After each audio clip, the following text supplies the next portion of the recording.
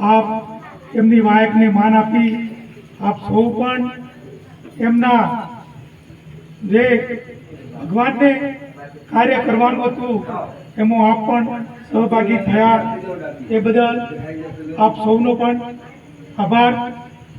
આજે ખાતુરામજીએ કીધું કે હવે ધીરે ધીરે ભક્તિ ઊંચી થવા માંડી છે, એમાં હું પણ સુર પુરાવું કે એ ભક્તિ ઊંચી થવાનું કારણ ખાસ તે મેળ કોટવાળ અને ગુરુનું।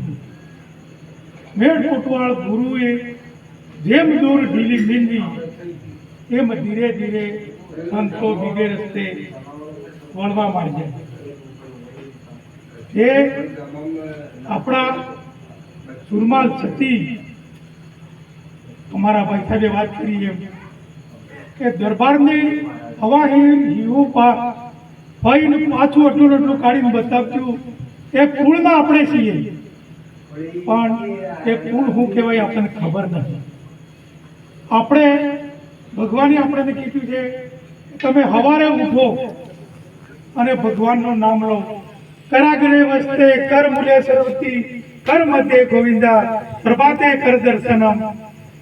આપણે શું કરો વહેલા જેવા પથારીમાં ઉઠો એવા આપણે સીધા તાળી પાડીને માળા સુનો અને ભગવાનનું નામ ભૂલી ગયા। એટલે ધીરે ધીરે આપણે આ આધુનિક યુગમાં ગયા એમ સંસ્કાર ભૂલી ગયા। જેના ઘેર મેં સંસ્કાર નથી એ માણસ ક્યારે સુખી થાય